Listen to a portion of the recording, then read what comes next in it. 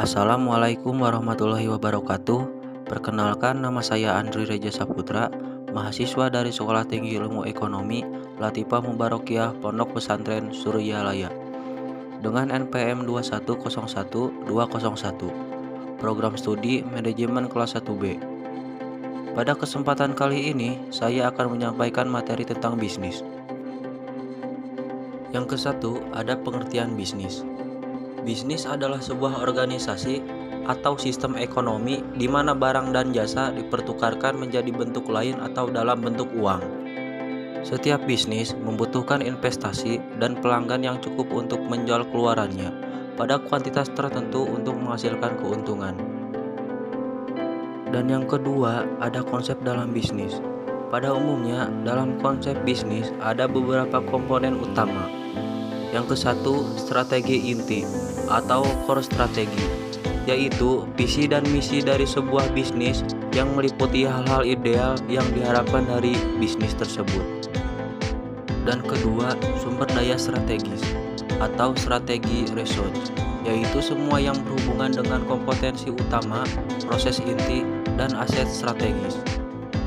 Yang ketiga, perantara pelanggan atau customer interface, yaitu semua yang berhubungan dengan informasi, dukungan, dan struktur harga. Dan yang keempat, jaringan nilai atau value network, yaitu semua jaringan nilai yang dapat memperkuat dan melengkapi sumber daya perusahaan. Dan seterusnya, ketiga, ada tujuan bisnis. Beberapa tujuan bisnis yaitu sebagai berikut. Yang ke-1, untuk memperoleh keuntungan dari kegiatan bisnis. Kedua, untuk pengadaan barang ataupun jasa yang dibutuhkan oleh masyarakat. Ketiga, untuk mencapai kesejahteraan pemilik faktor produksi dan masyarakat. Keempat, menciptakan lapangan pekerjaan bagi masyarakat. Selanjutnya, keempat, fungsi bisnis. Adapun beberapa fungsi bisnis adalah sebagai berikut. Yang ke-1, from utility, yaitu fungsi produksi di mana sebuah bisnis menghasilkan suatu barang-barang atau jasa yang dibutuhkan masyarakat.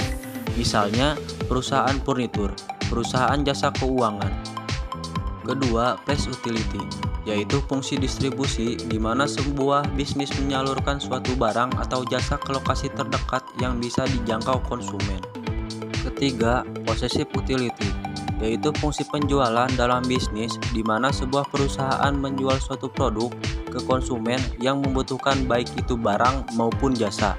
Keempat, time utility, yaitu fungsi penyimpanan dan pemasaran dalam bisnis di mana barang pada saat itu kurang bermanfaat untuk nanti dikeluarkan pada saat barang tersebut lebih bermanfaat. Keempat, jenis-jenis bisnis. Jika dilihat dari motifnya, bisnis dapat dibedakan menjadi dua jenis, yaitu bisnis yang berorientasi keuntungan atau profit oriented, misalnya perusahaan perorangan, CP, firma, atau PT, dan lain sebagainya. Bisnis yang tidak berorientasi keuntungan atau disebut sebagai bisnis nirlaba. Contohnya adalah yayasan, organisasi sosial, lembaga swadaya, masyarakat, dan lain sebagainya. Namun jika ditinjau dari jenis kegiatannya, bisnis dapat dibedakan menjadi 4 jenis, yaitu bisnis industri yang bergerak di bidang industri, manufaktur seperti halnya industri tekstil, garment, mesin, dan lain sebagainya. Bisnis jasa yang bergerak di bidang jasa untuk menghasilkan suatu produk yang tidak berwujud sepertinya halnya perbankan, kecantikan, dan lain-lain. Bisnis ekstraktif yang bergerak dalam kegiatan pertambangan dengan cara menggali bahan-bahan tambang yang terkandung dalam perut bumi, seperti misalnya pabrik semen, pabrik timah, pabrik nikel, dan lain sebagainya. Bisnis agraris yang bergerak di bidang pertanian, perkebunan, perikanan, peternakan, dan juga di bidang kehutanan. Yang terakhir, ada manfaat bisnis. Menjalankan bisnis memberikan banyak manfaat bagi para pelakunya. Dengan memiliki bisnis, kamu akan merasakan beberapa manfaat berikut ini. Yang ke-1, mendapatkan penghargaan dan pengakuan.